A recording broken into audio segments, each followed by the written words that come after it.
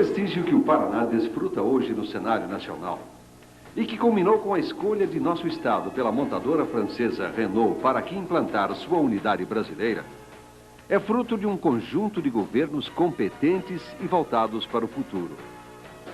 Nas últimas 4 décadas, tivemos a felicidade de ver o Paraná gerido por homens públicos de grande visão política e administrativa que conduziram esta unidade da federação a uma posição invejável entre os estados da nação, saindo da monocultura para a agroindústria e daí para a diversificação econômica, que hoje abrange empresas de software, indústrias em setores de ponta como a biotecnologia e avanços diversos na infraestrutura de energia, telecomunicações e serviços de apoio. Bento Munhoz da Rocha, Ney Braga, Paulo Pimentel, José Richa, Parigô de Souza, Roberto Requião e Jaime Lerner, entre outros, são nomes que elevaram o nome do Paraná ao status atual, hoje lembrado no país e no exterior por obras como Itaipu, pelos índices de primeiro mundo da região norte do estado, pela qualidade de vida de sua capital e especialmente pelo caráter do seu povo trabalhador, sintonizado com as mais modernas tendências do planeta. Este programa, Sala Exclusiva, através de temas e nomes pertencentes ao nosso passado recente e ao nosso presente político, pretende resgatar os bastidores desta história contínua de progresso econômico e avanço social. Para abrir esta série, ninguém melhor que o ex-governador, ex-senador e ex-prefeito de Londrina, José Richa, um dos homens públicos mais atuantes e presentes na história recente do nosso grande e querido estado do Paraná.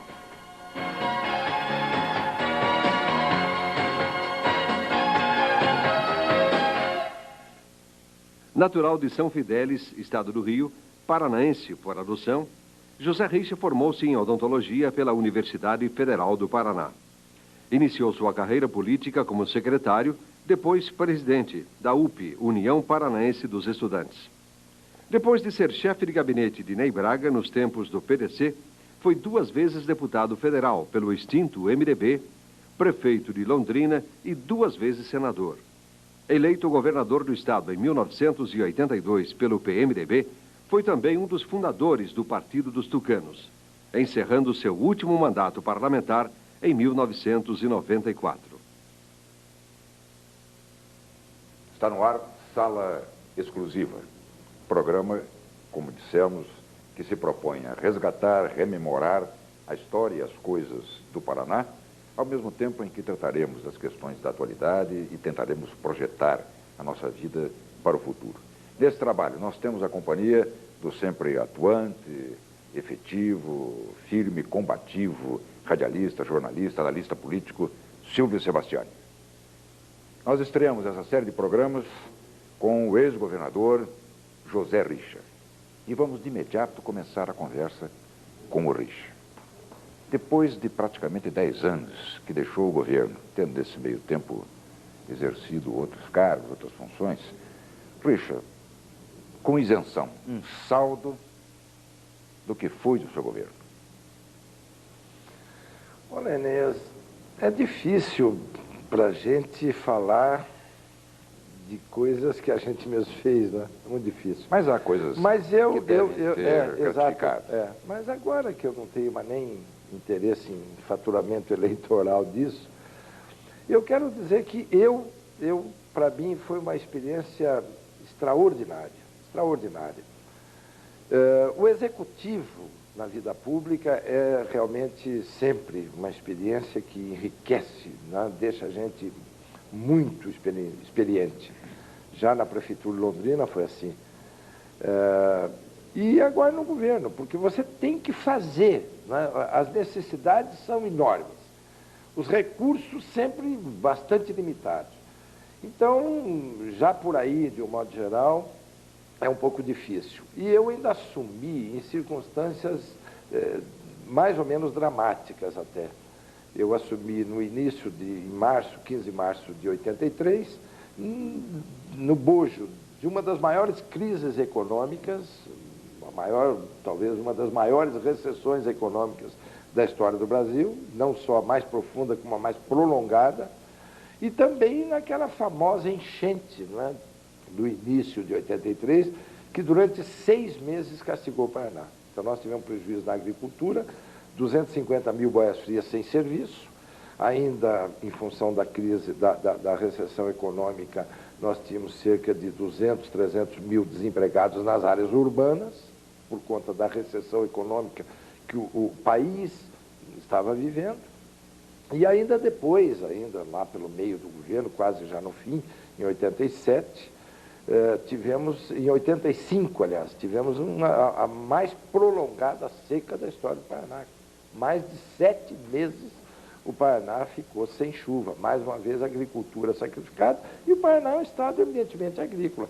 Então foi uma experiência, né, muito importante, porque além das dificuldades naturais do exercício de qualquer cargo executivo público no Brasil, um país jovem, de muitas necessidades e poucos recursos, além disso nós tivemos essas outras dificuldades, além, né, da recessão econômica no Brasil, a enchente de 83, a seca de 85, mas apesar de tudo isso foi uma experiência extraordinária, porque nós conseguimos, assim, muito rapidamente, 5.100 quilômetros de asfalto, o que foi a mesma quilometragem que São Paulo no mesmo período fez. Então, para o Paraná, que é bem menos do que São Paulo, né, só a capital do estado de São Paulo equivale ao Paraná, em população, em receita, em tudo. Então, ter feito isso foi uma grande coisa.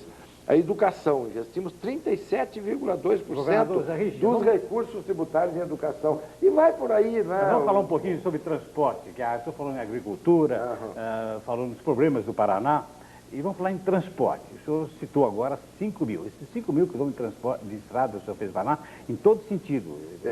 E deixa eu só fazer uma pequena explicação para não parecer mentiroso. Isto eu conto estradas novas e mais as restauradas. Sei. Porque nós tivemos uma estrada restaurada, por exemplo, de Ponta Grossa até Santo Antônio da Platina, Jacarezinho, que custou, cada quilômetro dessa estrada restaurada, custou mais do que 2 vezes. Aquela do Sérgio. O custo de um quilômetro de estrada nova no Noroeste, por exemplo, que não tem tanta rocha como tem aqui. A estrada do Sérgio também, mas aí foi uma estrada nova, não foi restaurada. Então nós tivemos cerca de 3.000 quilômetros de estradas novas e cerca de 2.000 quilômetros de estradas restauradas. Governador, tem uma polêmica aí, cada um diz uma coisa. A estrada de Curitiba a Ponta Grossa, a duplicação. O senhor fez do Espreia a Ponta Grossa. Foi, do Espreia. Seu governo foi terminado isso? Foi do meu governo. Pois não, porque tem muita dúvida. Muita gente fala, não, fui eu, meu governo, foi o governo passado e tal. Eu quero deixar bem claro quem é que duplicou a estrada de Ponta Grossa. Seu governo. Do Espreia até Ponta Grossa. Grossa. Meu governo. Pois não. Dificuldades sempre existem, né? Em todas as épocas, em todos os momentos, você pintou um quadro de dificuldades que realmente ocorreram ao longo do governo do Rich. E você diz, e o Paraná vai constatar isso, é histórico, que o seu governo foi fecundo, foi produtivo. Portanto, não é justificativa para os governantes de hoje. Olha, caiu a arrecadação, veio o real, o caixa está baixo, então eu não posso dar aumento para funcionário, eu tenho que continuar garroteando o professor, eu tenho que não posso fazer nada, não posso fazer estrada. Não é justificativo. Eu não sei lá, as circunstâncias muitas vezes não são exatamente iguais. Posso cortar um pouquinho, governador? Por que o senhor é considerado pelo funcionário público o melhor governador do Paraná, até hoje? Por quê? O que o senhor fez para o funcionário público para ele gostar tanto assim do senhor? Olha, primeiro, o tratamento respeitoso. Né? Isso eu acho que é a primeira coisa. O ser humano precisa e merece respeito. Eu, quando entrei no governo, eu disse, olha, nós governantes somos passageiros. Né? Cada um de nós fica aqui no máximo 4 anos. Vocês são permanentes na estrutura do Estado. Então, cabe a vocês a maior responsabilidade. O que cabe a mim?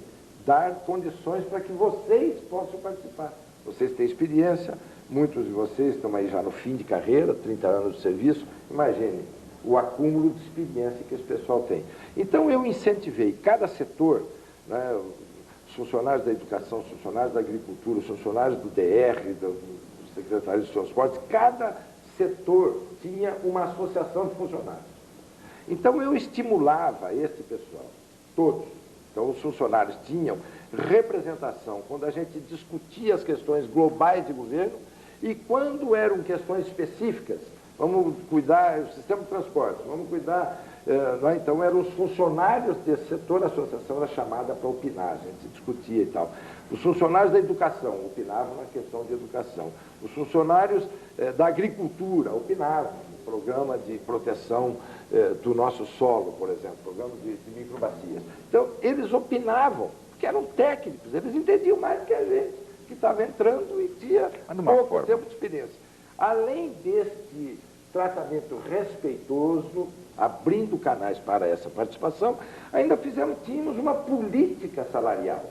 Né? Nós tínhamos uma política de pessoal, onde a questão salarial era tratada com o maior respeito. Já na primeira reunião que fizemos global lá no Palácio, eu disse, olha, nós estamos com déficit orçamentário, então não espere nada este ano, primeiro ano do governo. À medida que nós formos melhorando as condições do Estado, vocês vão participar dessas melhorias. Isso aconteceu, Richard? Aconteceu. Por exemplo? Tanto é, por exemplo, o 13º salário. Eu tinha combinado no início do governo que eu só daria isso no fim do meu segundo ano de mandato. Mas a participação deles, sobretudo os funcionários da área da Receita, né, aumentando a Receita, os demais funcionários na área de diminuir despesa, fez com que nós pudéssemos ter equilibrado o orçamento e ter um pequeno superávit. Então, eu consegui antecipar em um ano a concessão do 13º salário. Olha, e eu que tinha dito para eles que eu não ia fazer nenhum reajuste de salário naquele ano, já pude fazer um pequeno reajuste no final do ano. Só deu esse 13º salário e provisório, assim, sem decreto, né? Depois eu me lembro muito bem... Não foi o projeto de lei para a Assembleia. Depois. Foi. Não, mas eu me lembro bem, governador. A Assembleia referendou. Eu e o Babi entrevistamos certa vez e o senhor prometeu. Antes de sair do governo, eu transformo isso em lei. Fez essa promessa num programa de televisão comigo, com o Evo Babi. E cumpriu, está aí. Richard, algumas pessoas nós fomos ouvir, pessoas importantes na vida paranaense. Ouvi no sentido de endereçar perguntas a você, nos auxiliando no nosso trabalho aqui. Então nós gostaríamos de chamar, está gravada essa pergunta, nós gostaríamos de chamar essa primeira gravação. Tudo bem? Então. Túlio Vargas. Vamos ver o que o Túlio Vargas tem a conversar com você. Muito bom.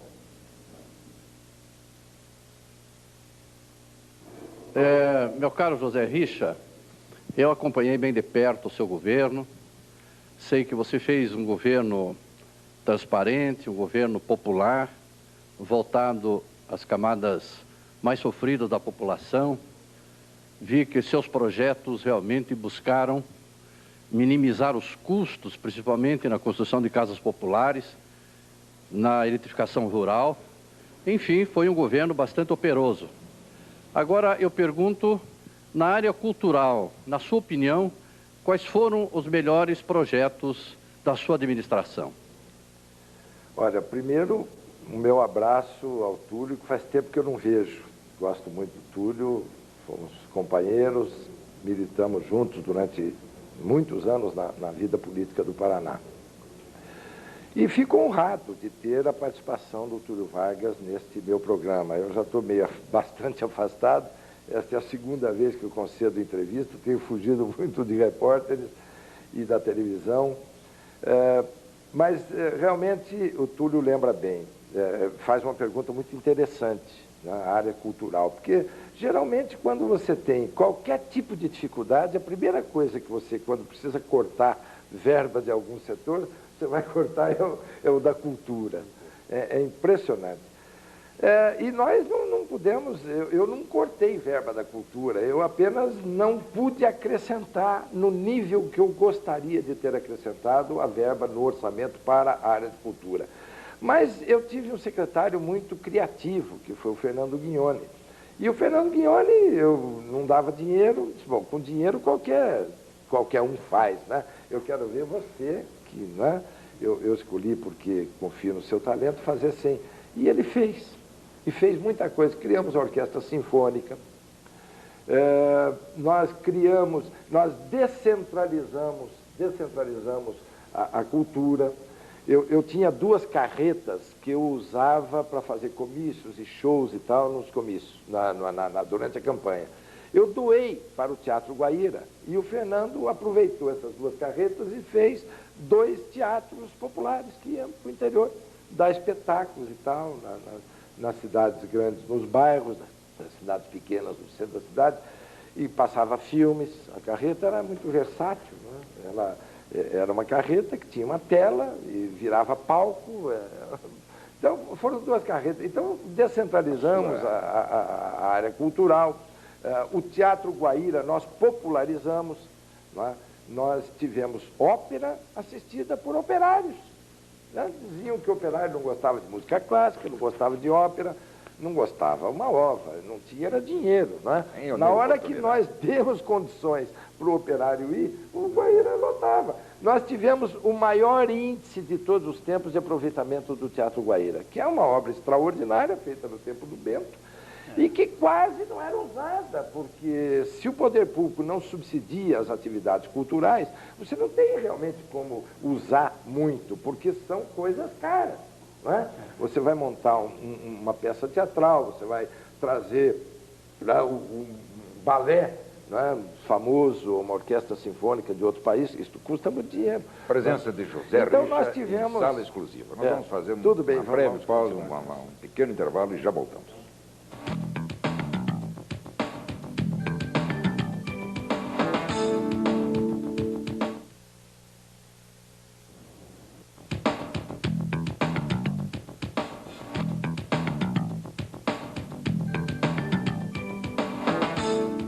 Sala exclusiva, participação do analista político Silvio Sebastiani, tendo como convidado hoje o ex-governador José Richa. Em 1965, nós tivemos uma eleição direta, que elegeu Paulo Pimentel governador. Depois, mergulhamos na noite tenebrosa do discricionarismo que se abateu sobre o Brasil. Depois disso, a primeira eleição direta, onde o povo veio escolher governador, se feriu em 1982. Foi quando José Richa foi eleito governador. Como foi, Richa, administrar um Estado, governar um Estado debaixo da ditadura? Não foi fácil, não, Enéas. O meu primeiro e mais importante compromisso de campanha foi democratizar o poder. Você democratizar no plano estadual, quando você ainda não tem democracia no plano nacional, não é tarefa fácil. Na verdade, as liberdades públicas estavam suspensas. Não é tarefa fácil, O Estado de Direito não existia.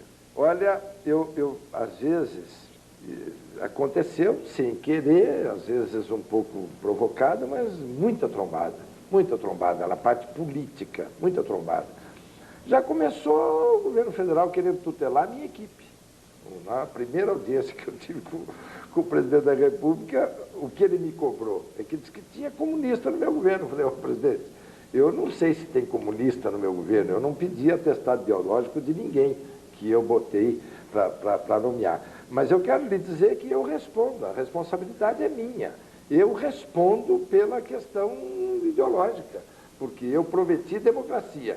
E quem não for um democrata autêntico em qualquer setor do meu governo vai sair fora. E alguém sofreu veto a ponto de não assumir cargo? Não, ninguém. Essa justiça a gente tem que fazer, inclusive, ao fim. Porque havia gente... Porque ele reclamou comigo, mas não vetou ninguém. O senhor então é o responsável, sou o responsável, então tá bom. Mas havia gente do Partido Comunista que participou do governo. Antes disso... Você conseguiu superar o veto. Antes disso, enquanto havia nomeação de governadores e não eleição direta, todos os cargos tinham que passar pelo SNI. E só eram nomeados depois de liberados. No governo federal, então, era uma coisa incrível, incrível, porque ninguém era nomeado sem antes passar pelos órgãos de informação. Então, No meu governo, eu tenho que fazer justiça ao Figueiredo. Ele nunca vetou ninguém. Ele apenas fez o registro, fez a reclamação, fez uma reclamação. Eu disse, mas como é que o senhor nomeia? Né? E até citou alguns nomes que eu acho que nem valem mais a pena. Aliás, nem existe mais. Lá comunistas hoje. Se existem, estão na legalidade. Já estão na legalidade. Existe o partido. Governador, e na área de educação? Há uma polêmica também, quem criou a eleição para os diretores de colégio. Nessa área, o funcionalismo da educação, como é que ele foi tratado no seu governo? Silvio, há setores estratégicos, né, e importantes no governo, e que não pode ter influência política sob pena de você não conseguir bons resultados. É a área da segurança pública e a área da educação. Então, o que eu fiz? Estabeleci critérios. Não é? Na área da segurança, por exemplo, eu criei, de acordo com a importância do município, a delegacia tinha uma categoria. E o delegado tinha uma determinada classe. Eu fiz na área da segurança o que havia na área da justiça. Então, você tinha os juízes, só podiam ser por concurso. Eu fiz concurso, fazia concurso para delegado. Começava com o juiz substituto, delegado substituto. Né? Aí tinha o delegado do juiz de primeira instância na época, né? Então o delegado de quarta classe. E assim, quarta classe com delegacias de quarta categoria, etc. E aí, de acordo com a importância do município, a delegacia ia se tornando de categoria maior e o delegado de classe mais importante, né? Até os delegados de primeira classe, depois de já estar quase no fim de carreira. Então, diretor de escola também. Eu libertei, porque antes você sabia como era, né? Os políticos indicavam. Né? E é que indicavam, diretor de escola, indicavam inspetor de ensino e tal. E trocavam na hora que não lhes conviesse mais. Perfeitamente. Então, quando a inspetora de ensino, a diretora da escola, não se enquadrava, não fazia campanha para aquele político, eles geralmente faziam a pressão e acabava conseguindo a substituição. Deixa eu então, interromper um pouco. eu fiz eleição. Perfeito. Eu fiz eleição, mas hoje isso está sendo contestado. Infelizmente. Que isso não está contribuindo para a educação e nem para a administração da educação no Paraná. Não, a experiência que você teve e a visão que você tem hoje. Eu tive a experiência e depois, logo depois, não foi ainda nesse governo, mas antes deste governo, eu não me lembro qual dos outros dois governos que me substituíram, mas aí acabaram com a eleição direta para diretor de escola, o que foi uma pena. O que foi uma pena. Não é? Então, eu não sei, eu fiz a experiência e durante os meus 4 anos a experiência foi muito exitosa. Foi extraordinária, a experiência foi muito boa, porque à medida que nós libertamos a educação da influência política, na medida que nós demos um tratamento com salários, condições de trabalho e tal, criamos as associações de pais de mestres que já existiam, mas nós demos importância a elas, inclusive uma pequena verba para fazer pequenos reparos. Queima uma lâmpada, quebra um vidro. Alguma autonomia pessoal, então havia uma autonomia. Então tudo isso, as boas condições de trabalho, o salário, o respeito que a gente tinha ao funcionalismo, isto redundou em melhoria de qualidade. Tanto é que nós ganhamos um prêmio. No terceiro ano do meu mandato de governador, nós ganhamos um prêmio nacional, dado pelo Ministério da Educação, o nosso estado foi o que teve o maior ganho de qualidade de ensino. O senhor falou na educação, falou também na segurança. Na segurança, foi no seu governo, foram criados aqui em Curitiba os módulos. Os módulos. Hoje já não existem, estão desativados. Passaram 2 ou 3 governos e desmancharam. Mas nós fizemos muito. E deu resultado? Curitiba e levamos para o interior também bons resultados. Muito bons resultados. Isso foi desativado, mas hoje está sendo retomado. Eu não me lembro mais os números. Mas em termos de arrombamentos, de assaltos em casas, assaltos às ruas, roubo de automóvel, caiu barbaridade. Tanto é que as seguradoras de automóvel diminuíram o valor do seguro, porque Curitiba passou a ter maior segurança. A pessoa tinha onde se recorrer. De roubo de automóvel caiu. Então, quem fosse fazer seguro de carro, Curitiba era a cidade do Brasil onde se pagava a menor importância para fazer um seguro de carro. Hoje está o olho da cara, né? Porque não há mais chamar segurança. mais um dos convidados que gravaram perguntas para você. Ex-vereador de Curitiba, ex-deputado estadual, deputado federal, e foi o seu prefeito. Naquele tempo você teve que cometer isso, nomear prefeito. É, contra a minha vontade, mas não me Não havia eleição, não havia eleição para prefeito. Vamos ouvir o Maurício Fruit. Richa, muita gente me pergunta qual a diferença do governo do PMDB com os outros governos. O que mudou com o PMDB no governo? Eu poderia citar uma série de pequenos programas, programas médios, grandes programas, que foram iniciados em sua gestão. Acima de tudo, a forma participativa com que as diversas correntes partidárias, que as lideranças do Paraná atuavam em seu governo.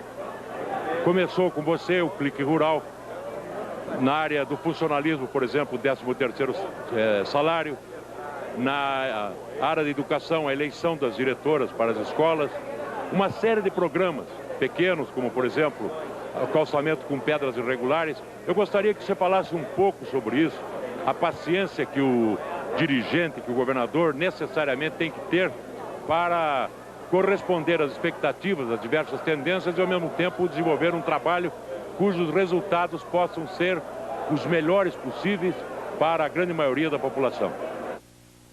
Muito bom, Maurício, mas deixa eu antes de responder a questão que o Maurício coloca, eu gostaria de dizer, o Enéas me fez uma pequena provocação aqui, dizendo que eu tive que nomear o Maurício. Realmente, eu fui obrigado, né? Porque senão a prefeitura ficava certa. Mas o Maurício foi um democrata no exercício. Não, foi. Não, eu combinei, inclusive, o Maurício aceitou, todos os pretendentes à prefeitura não aceitaram o critério. Não, na época era o Ervin Bonkoski, era o Giara, o Adail, nós tínhamos muitos pretendentes. Então, o que é que eu fiz com a concordância de todos eles? Né? Fizemos uma pesquisa. Né? Não tinha como você fazer em poucos dias, né? Não tinha como você fazer uma coisa formal, oficial, com o Tribunal Eleitoral, tudo isso. Mas uma das rádios de Curitiba se dispôs a fazer uma pesquisa. E todos eles, e eu também, aceitei o resultado. Então foi feita a pesquisa e no resultado saiu o Maurício em primeiro lugar. Então eu nomeei o Maurício prefeito de Curitiba. A rádio que nomeou o Maurício. É o último prefeito nomeado. A população é que nomeou o Maurício prefeito. O Maurício agora coloca como foi a questão dos programas, né, desses pequenos programas. Olha, Maurício, foi uma experiência extraordinária, mas isso só é possível quando toda a estrutura de governo se dispõe a dar muita mão de obra. Para fazer, por exemplo, uma participação na área de saúde pública. Nós tivemos reuniões como a de Jacarezinho, onde tinha 5.000 pessoas num domingo, o dia inteirinho, debatendo saúde pública. Então, veja que coisa extraordinária. Era um verdadeiro mutirão, porque os homens e as mulheres também participando, e entre os participantes, eles mesmos destacavam uma equipe que ia fazer comida. Então, eles almoçavam ali, faziam lanche, café, né? E durante o dia inteiro uma discussão. Eleição, não é?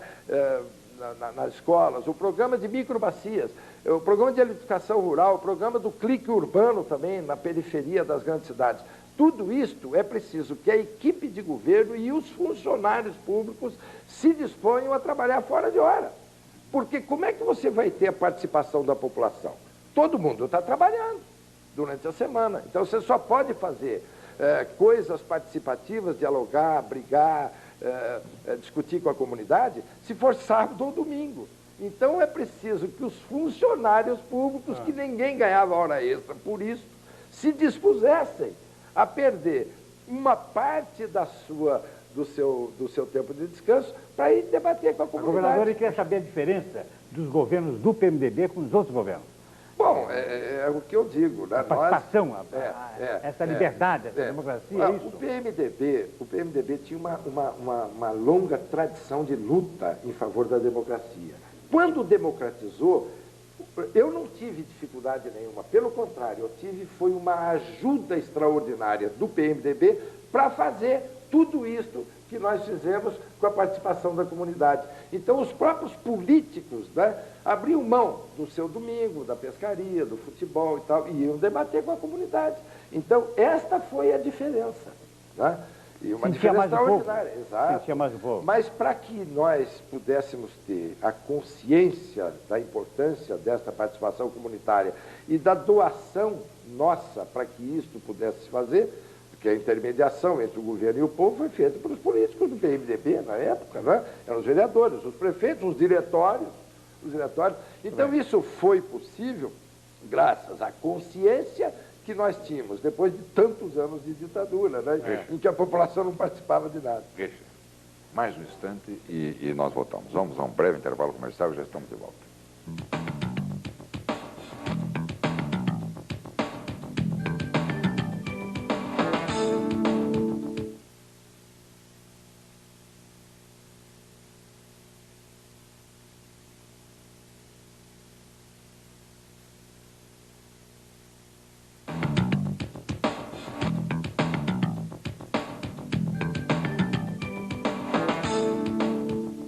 Sala exclusiva tem essa noite a presença, a participação do ex-senador José Richa.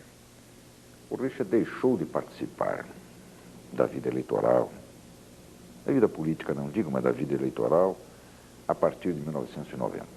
Já se vão 5 anos, um pouco mais. Tem repetidamente dito que não será mais candidato, que não tem mais aspirações ou desejos de participação. Mas, de outro lado, se volta e meia, se ouve, de que tem uma participação ativa numa espécie de assessoria informal da presidência da República. Fernando Henrique Cardoso foi companheiro de Senado do Richa, foram fundadores do PSDB. Richa, quando é que você vai assumir o ministério no governo do Fernando Henrique Cardoso? Nunca mais, né? Nem no do Fernando, nem de nenhum outro governo. Mas neste governo ou você está esperando a reeleição do Fernando Henrique? Não. Nem deste período, nem do próximo período. Está havendo reeleição e eu acho que vai haver. E o Fernando Henrique certamente será reeleito, porque está fazendo um bom governo, na minha opinião. Mas você então, acha nem que não... neste período, nem no próximo, nem dele, nem de nenhum outro. Mas por qualquer razão que você tem com esse governo, você se recusa a participar dele? Não tenho nada de pessoal. Pelo contrário, eu tenho o maior entusiasmo por esse governo. E se eu ainda estivesse disponível para a política, certamente eu aceitaria os muitos convites que o Fernando e todos os demais companheiros me fizeram para participar, né, com algum cargo. Eu, desde o começo, apenas me dispus a executar determinadas tarefas. Tanto é que, no começo, até eu participei não é? O início das reformas constitucionais, eu participei, lá no plenário, cabalando votos, como nos tempos antigos. Governador. A questão das telecomunicações, a questão da quebra do monopólio da Petrobras. Que o Richa não vai ceder nisso aí? Não vou saber ceder. do governador seguinte. Pode ter certeza, pode apostar que você vai ganhar. Governador, nós estamos num ano eleitoral. O senhor está no partido, no PSDB. Temos campanha eleitoral em todo o Paraná. Tem candidatos a prefeito, vereador. O senhor tem amigos em todo o Paraná, candidatos até a prefeito. A sua participação nessa campanha, vai ter uma participação na campanha eleitoral desse ano? Olha, eu vou tentar ficar fora, inclusive, das campanhas. Das campanhas, Olha, opinar, dizer talvez em quem eu fosse votar, talvez até aí. Consegue isso? Tudo bem. Acha que consegue? Porque, olha, eu acho, sabe, que eu seria muito mais eficiente se eu continuasse de fora das disputas e até para ter um pouco mais de credibilidade, eu ficasse apenas na fase preliminar dessa atividade política. Isto é, por exemplo, se eu conseguisse exercer algum tipo de influência nos bastidores para que os candidatos que fossem escolhidos pelos partidos, não só pelo meu, pelos outros também. Se eu puder, eu vou fazer isso, para que o povo tenha boas opções para poder votar. Isso já é um trabalho importante. É um trabalho importante. Mas pode ser visto também de outra maneira. Pode ser visto de outra maneira. Se fosse esporte, se fosse futebol, você ia ser tomado como um corneta. Só eu não entro em campo, não vou no banco, mas eu quero dar meu palpite aqui atrás. Não, eu até não quero. É correto quero. isso? Eu não... Olha, depende, viu, Enéas? Depende. Quando a gente faz nessa altura da minha vida, né, e não tendo mais nenhuma, nenhuma veleidade mesmo de exercer qualquer tipo de cargo público, né, eu acho que é válido, sim, porque afinal de contas eu não me considero tão velho que não é que tenha que me aposentar, que tenha que ficar fora de toda atividade. E também não me considero tão burro que não tenha acumulado algum tipo de experiência ao longo de tantos anos de participação. Eu tive 38 anos de disputas eleitorais. Começou em 56, ainda no tempo de estudante, e foi até o ano passado, até 90 e... Mas tem 3 municípios no Paraná que não podem deixar de lá. É Curitiba, Curitiba, é Londrina e Jacarezinho. Que é a minha cidade, né? Jacarezinho, são 3 cidades assim, que o governador não pode deixar de participar. Não, mas é evidente, né? Claro, Curitiba, Londrina, que ainda é a cidade onde eu me casei, onde os meus 3 filhos nasceram. Claro, eu me considero londrinense, Jacarezinho, Joaquim Távora, né? Há determinadas cidades que, mas eu vou voltar para essa história do Richa não participar. José Richa, você que tudo indica, tem condições, está sendo chamado, rejeita e não quer participar do governo federal. Outros desejam participar e não são chamados, por certo.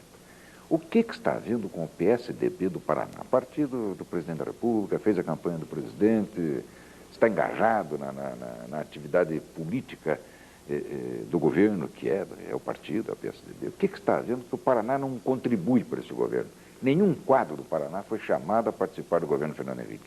Não, olha, o Fernando Henrique foi eleito por um conjunto de partidos. Até o Scalco precisou sair do partido para participar do governo. Eu quero acrescentar também que foram 3 estados que o PSDB era forte, que é São Paulo, Paraná e o Ceará.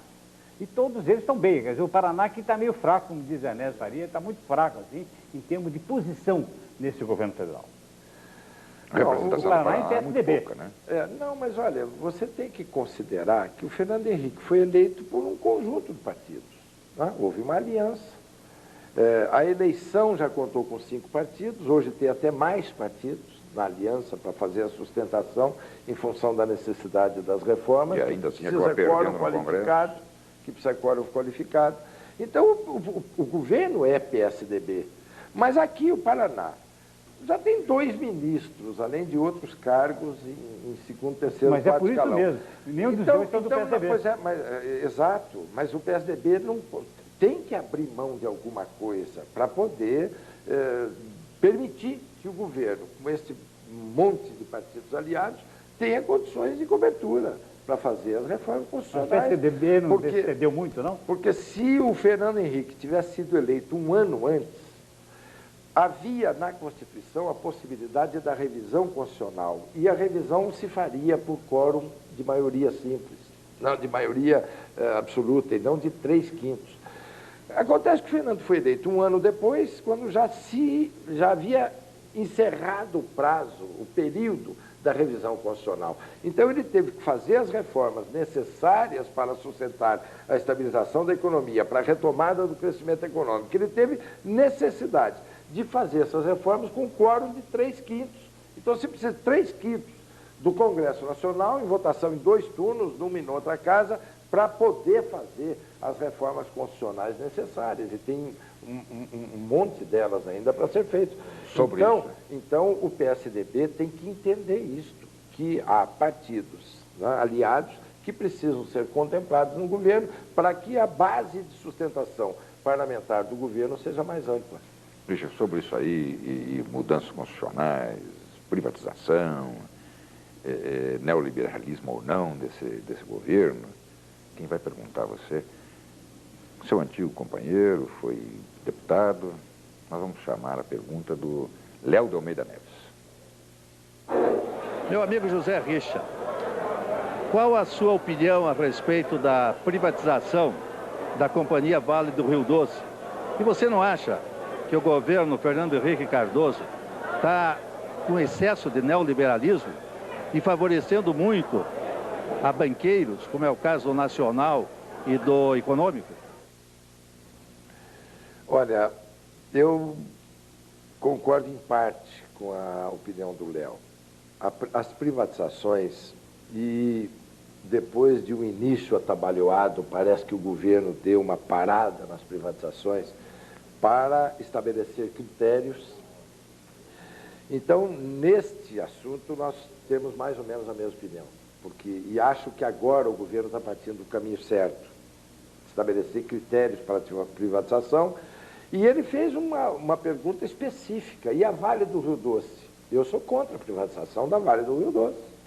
Há determinadas empresas, a Petrobras também, eu sou contra a privatização dela, porque são instrumentos, viu? Porque é preciso ver, há determinadas empresas a favor da quebra do monopólio, porque o monopólio não é o monopólio da União, do governo que está se quebrando, tanto nas telecomunicações como também na questão do petróleo. Nós estamos quebrando o monopólio da Petrobras. O governo continua com o monopólio. O governo isso vai aí fazer não é um pouco de sofisma? Não é sofisma não, Enê. Não é sofisma não. Porque com o monopólio estatal, e o monopólio estava sendo dado para a Petrobras. Então ninguém podia entrar. Ninguém podia entrar. Nem a Petrobras poderia fazer sequer associações, porque a Constituição não permitia. Então você precisava quebrar isso. Agora, privatizar a Petrobras, aí já é outra história, eu sou contra. Sou contra.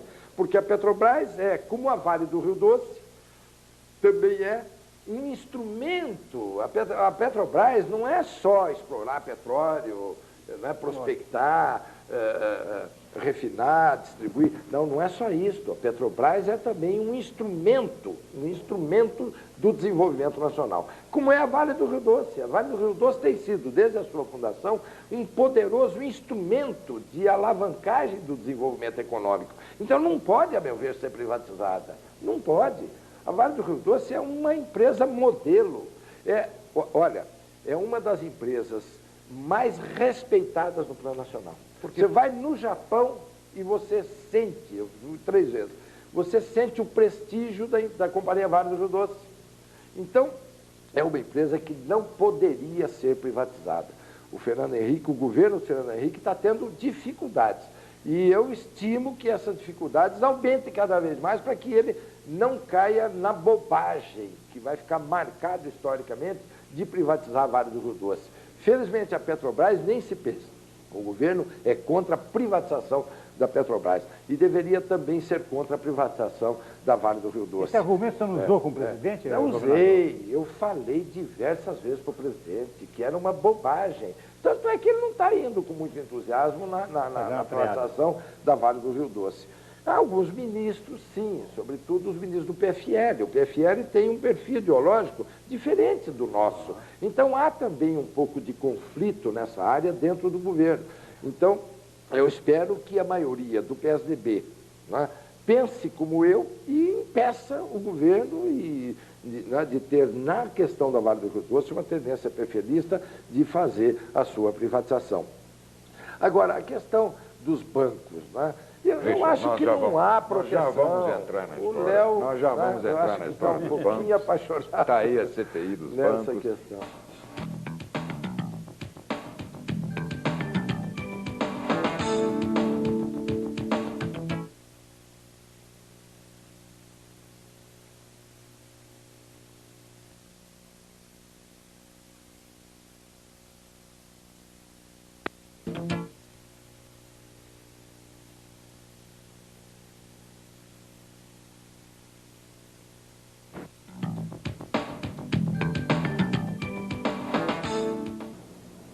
Sala exclusiva, essa noite com a participação do ex-governador, ex-senador José Richa. Ao findar o bloco anterior, nós começávamos a conversar sobre a questão dos bancos, até numa referência à pergunta do Léo de Almeida Neves. Richa, aí está, sistema financeiro em crise ou não crise, mas, na verdade, debaixo de altas suspeitas, de alta preocupação, e de alta comoção, não só no mercado, mas na sociedade de uma forma geral. É correto, é necessário, é justo a CPI do sistema financeiro, a CPI dos bancos? Entendendo, evidentemente, que a CPI é um instrumento de minoria. As minorias têm direito, e isso lhe é assegurado pela Constituição. Não, e acho que é democrático também. Eu sou sempre a favor de CPIs. Quando eu assumi tanto a prefeitura quanto o governo, eu tinha, aqui no governo do Paraná, eu tinha larga maioria. E, entretanto, nunca, eu sempre orientava a minha bancada, que era maioria esmagadora, tinha quase 2/3. Toda vez que a oposição quiser verificar alguma coisa, propuser alguma CPI, aprove, pode aprovar. E, realmente, nunca houve, como no meu período de governo, não é? 2 secretários de Estado com televisão, não é? Depondo lá. Mas o presidente Fernando Henrique Cardoso está fazendo, não, mas ali, tirando o mundo para impedir mas também. aí eu concordo. Ou fez isso para impedir. Mas eu concordo com o Fernando Henrique. Não tem cabimento você direcionar uma CPI apenas de um ano para cá. Não tem cabimento. Mas se for de 2 anos, de 3 anos, de 4 anos... Todo mundo sabe que a crise dos bancos, a crise do sistema financeiro, não é uma crise provocada no governo do Fernando Henrique. Ela vem de muitos governos. E acho até que o governo do Fernando Henrique tem muito mérito, porque é o primeiro governo que está investigando. Todas essas denúncias estão sendo feitas a partir de investigações do Banco Central, na gestão do Fernando Henrique Cardoso. Então não tem cabimento à oposição, não é? Porque a oposição sabe que seria inviável criar uma CPI se englobasse o governo do Sarney. É o Sarney que está dando maioria para poder criar a CPI. Então, livraram o Sarney e estão partindo para cima do Fernando Henrique. O Sarney nunca investigou nada. O Fernando Henrique, quando era governo, o Fernando Henrique está investigando. Portanto, não é justo. Vai ficar a imagem, isto falando agora em termos políticos, porque, em tese, é muito perigosa uma CPI. Porque está se vendo, já pela forma como estão querendo constituir, já está se vendo que é uma coisa politicamente dirigida. Querem dirigir contra o governo do Fernando Henrique, primeiro. Então, você imaginou, Enéas, você já imaginou uma CPI... Olha, você viu na CPI do Collor, você viu em todas as CPIs importantes, deputados querendo fazer média com a imprensa. Porque é claro que um assunto importante desse, todos os órgãos de comunicação vão estar transmitindo ao vivo. Então, você acha que vai ter deputado, senador, que vai deixar de atender o comichão de ficar aparecendo na televisão? Mas para que deputado não apareça, para que senador não use abóbora, para que não haja riscos de qualquer natureza, porque o Sarney poderia vir a ser atendido e não vão deixar. Em nome de tudo isso, se esquece a CPI e se esquece também que nós tivemos uma fraude violenta, escandalosa no Banco Nacional, no Banco Econômico. Sabe Deus o que aconteceu no Banerj, sabe Deus o que aconteceu no Bradesco. O sistema financeiro em si não mereceria. Não é apenas a história de ir punir, de botar na cadeia, mas de propor uma reformulação. Então, mas é evidente que merece. É evidente que merece. Eu próprio, se fosse parlamentar, e se a CPI estivesse sendo proposta para verificar tudo o que aconteceu nos últimos anos, tudo aquilo que já não caducou, dali para cá, tudo tinha que ser verificado. Eu subscreveria. E até lutaria para que dentro do governo o governo aceitasse isso. Tem que verificar. É evidente que tem que verificar. Aliás, é a opinião do Mário Covas, que é companheiro seu do partido. Mas tudo bem. Mas toda esta crise do sistema financeiro, que já era previsível. Na hora que se você estabiliza a economia, a primeira coisa que acontece é a crise no sistema financeiro. O sistema financeiro, como no Brasil, a impunidade é uma regra geral, né? Como não acontece nada, como sempre o governo socorre e tal, os bancos acharam mais prático deixar o barco correr e, em nome da estabilidade do sistema financeiro, da estabilidade da economia e tal, não vão deixar nenhum banco quebrar, então o governo socorreria.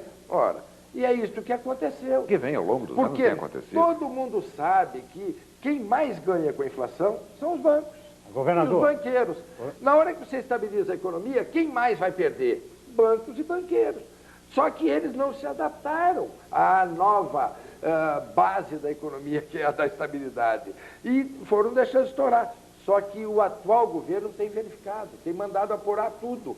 essa questão do favorecimento Mas não tem do resolvido Banco nada, Nacional, governador. Mas Com o porque a CPI, o solução... CPI, governador. Mas, Com o você CPI, tem o CPI, experiência. governador, o povo não está poupando mais. Tudo bem. Não tá ninguém, o pequeno Não poupador tá não está indo. poupando, Não, tá notícia ainda da semana ainda, que Não. os bancos estão retirando a equívoco, poupança do banco. é um É com equívoco. medo do banco. Então o povo está com medo do banco. Não, O governo tem que dar um mas basta claro nisso. que tá com Ou medo com o do CPI ou banco. CPI tem que dar um basta nisso, senão ninguém O que vai. parece, claro, mas olha, mas veja, tá apurando. o que parece, Toda o que apuração passa pro não Mas povo, vai apuração- da noite pro mas dia. olha aqui, o que passa para o povo é que o governo tem privilegiado, tem defendido, tem colocado anteparos com relação aos poderosos, Lógico. aos donos de banco, aos diretores de banco, àqueles que de uma forma ou de outra promoveram essa baderna financeira que está aí. E em contrapartida, passa também para o povo, passa para o trabalhador, que nós estamos, o governo estará retirando direitos, diminuindo direitos conquistados pelo trabalhador.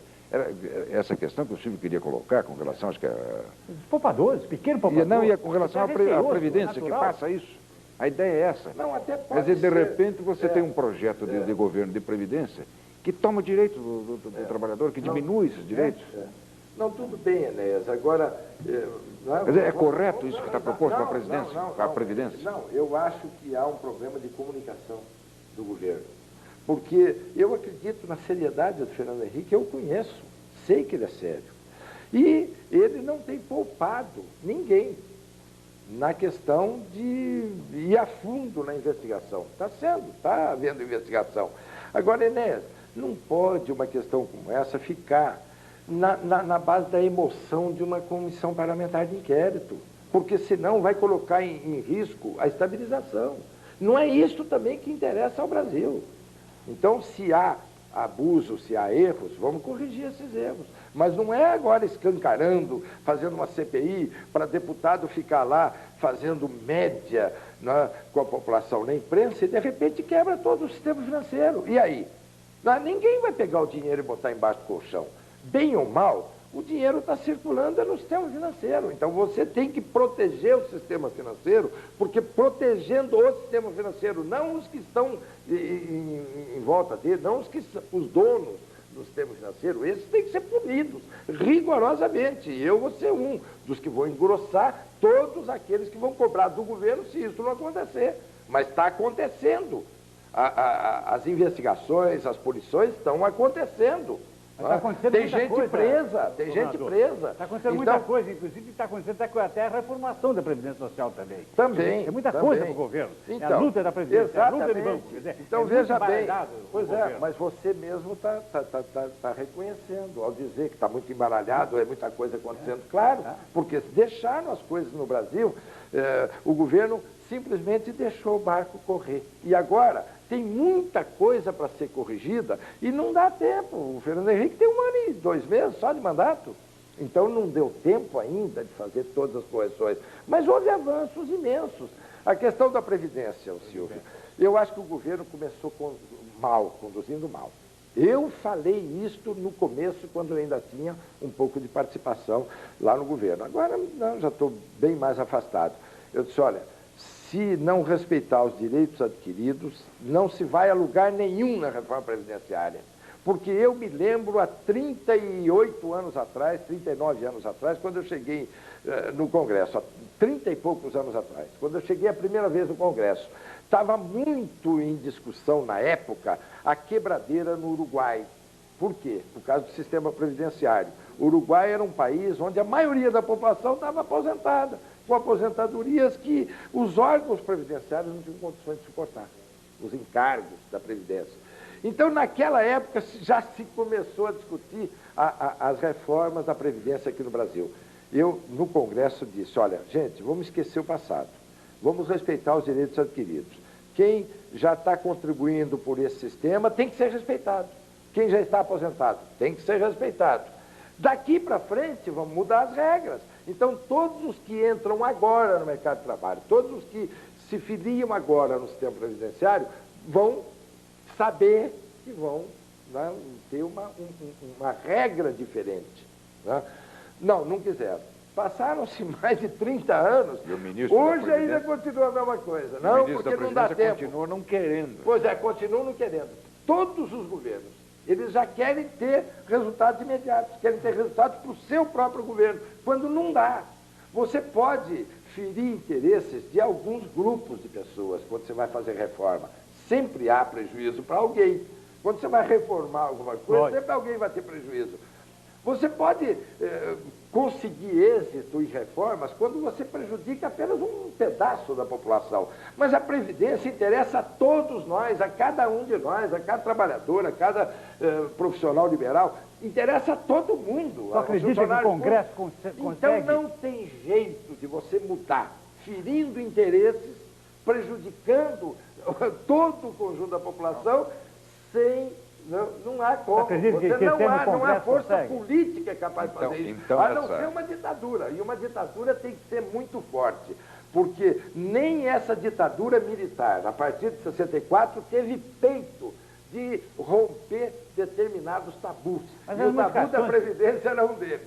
Já se sabia, a vida inteira se soube. A nossa geração, desde que nasceu, sabe que se não houver uma mudança na Previdência, vai quebrar a Previdência e, por extensão, é capaz de quebrar o Brasil. Porque mas tem mudança muito grande, governador. Veja, então, tem gente que se aposentou com 45, do governo, que se aposentou com 45 anos de idade, e hoje está exigindo que tenha 60 anos de idade para se aposentar. Quer tudo dizer, bem, mas não tem importância. Mas a diferença é muito grande. Cheio de gente. Mas é muito grande. Não há coisa que tenha me revoltado mais. A única coisa que no governo, sabe, me incomodou, foi eu ter aposentado gente, não quero nem dizer de que categoria é, porque não interessa mais julgar o que já passou, mas me revoltava aposentar gente com alto salário, geralmente os que têm privilégios e conseguem leis que lhes beneficiem e tal, são aqueles de mais alto salário. Mais alto salário. E eu aposentei aí que arrebenta a Previdência. Aí que arrebenta a Previdência. Não é o coitado lá com... Mas o importante do que o Richa coloca é o seguinte, na opinião dele. Na minha opinião, a proposta de mudança constitucional, de mudança de Previdência, tem que valer daqui para frente. É coisa para reino dos Estados, não é para dar certo agora, porque não vai dar certo. Porque não vai dar certo, senão você não faz. Então nós vamos chamar agora... Quanto mais tempo você demora, pior. Nós vamos chamar agora mais um dos nossos convidados para endereçar ao José Richa, o nosso convidado dessa noite, a sua pergunta. Deputado federal, Ricardo Gomide. Quero cumprimentar o governador José Richa, ele que ocupou diversos cargos públicos no país, sempre com muita dignidade, com muito respeito, sempre nos limites da ética. Como ele se sente vendo o filho dele, o deputado Beto Richa, assumindo um primeiro mandato na Assembleia Legislativa, como eu, que assumo um primeiro mandato na Câmara dos Deputados. O Beto que está tendo uma atuação exemplar, está apresentando diversos projetos interessantes, polêmicos. Como que ele se sente com todo o passado político dele, vendo o filho dele agora crescendo na política e tendo também um desempenho muito bom? Eu acho que o que o deputado Ricardo Gomide queria saber é a minha opinião a respeito da renovação da política brasileira. Quando ele faz a pergunta do que eu acho da atuação do meu filho, Beto Richa, que está no primeiro mandato, está entrando mais ou menos com a idade que eu entrei, e o próprio Ricardo Gomide, deputado federal, já foi direto, foi como eu, e está saindo muito bem lá na Câmara Federal. Deputado atuante, brilhante deputado. O meu filho também, corajoso. Ele está propondo coisas que eu, agora, nesta idade, já não teria mais coragem de propor. Então, eu sou a favor, sempre fui a favor, da renovação em política. E, de certo modo, esse meu afastamento é um gesto de coerência. Eu, quando entrei na política, eu disse, não quero ser um político profissional. Eu entrei ainda estudante. Quando eu fui eleito deputado federal a primeira vez, eu morava na casa do estudante universitário. Eu ainda estava estudando. E disse isto, nunca quis ser um político profissional. Na primeira eleição que eu perdi, foi essa, as outras não. Eu perdi uma eleição em 70 e que aquilo não foi derrota, aquilo foi uma coisa, aquilo fez parte de uma estratégia para melhorar a nossa luta em favor da redemocratização do país. Então, aquilo não foi derrota. Eu sabia que eu ia perder, mas eu entrei para ter a oportunidade, naquela época nós tínhamos televisão, para denunciar a ditadura. Então, aquilo foi diferente, mas agora não, em plena democracia. Perdi, eu tenho que coerentemente sair fora. Então, é o que todo político devia fazer, beneficiando e incentivando a renovação. Aí está aí o Gomide. O próprio Gomide é um exemplo disso, está indo bem na Câmara Federal. O Beto, meu filho, Beto Richa, aí na Assembleia. E tantos outros deputados jovens que estão indo bem. É disto que o Brasil precisa. Sangue novo. Nós estamos chegando ao final do nosso tempo, do nosso programa, mas o Silvio ainda tem uma consideração a fazer. Não, eu quis aproveitar o que o governador Richa disse, a juventude, a mocidade, nós que participamos da vida política também aqui no Curitiba e no Paraná, nós temos que incentivar a juventude. Eu acho que é importante o Gomide, o Beto Richa, a participação, que eles ficaram sem participar. Nós tivemos um tempo aí, no período ditatorial, que o jovem não participou de nada, era proibido participar. De forma que nós temos que incentivar cada vez mais para ter renovação. Por isso que o Richard está desistindo, não é candidato mais, justamente para isso, para dar lugar a outros, que venham para cá. Então nós temos que aproveitar para isso. E deixa eu aproveitar, nós não falamos durante um programa longo como esse do sistema político, a reforma política que é absolutamente necessária. O presidencialismo é um sistema que já está caduco, já está mais do que na hora de ser aposentado. Mas o PSDB mesmo acabou a luta pelo parlamentarismo. Pois é, mas nós temos que... Chegou ao poder e não quis mais voltar à luta. Não, eu tenho cobrado isso lá do governo. E o governo promete, antes do final deste mandato, voltar o assunto para ser discutido com a sociedade. É que depois de um plebiscito muito recente, eu próprio reconheço, e foi uma das razões também de eu ter me afastado, porque eu não acredito mais que a minha geração vá ter o benefício desta importante mudança. Porque o parlamentarismo é que possibilita, é um instrumento importante da renovação permanente da vida política brasileira e também da injeção de sangue novo na política, como essa rapaziada toda que está surgindo. Eu vou colocar como última pergunta, e me perdoem o simplismo da história, mas tirando a cesta básica e tirando o frango, o governo está dando certo hoje? Está dando certo, Enéas. Eu acho que está dando certo. Olha, segurar a estabilização da economia não é tarefa fácil. É uma tarefa difícil. Ela envolve muitos interesses contrariados, e inclusive dos bancos e de tantos outros segmentos. Então, não é tarefa fácil e não há nada mais importante para o grosso da população do que a estabilidade na economia. Porque, veja bem, contra a inflação, todos têm defesa, menos o trabalhador, menos os pobres. Esses não têm defesa contra a inflação. Então, eu acho que a tarefa de estabilizar uma economia tão bagunçada como a do Brasil é uma tarefa até para mais do que um período do governo. Então, se o Fernando Henrique conseguir manter até o fim do governo a estabilização da economia, o plano real, eu acho que já terá prestado um grande serviço ao Brasil. Agradecendo a participação do ex-governador José Richa nesse nosso primeiro programa, nós vamos encerrando essa noite a nossa sala exclusiva. Até o próximo domingo.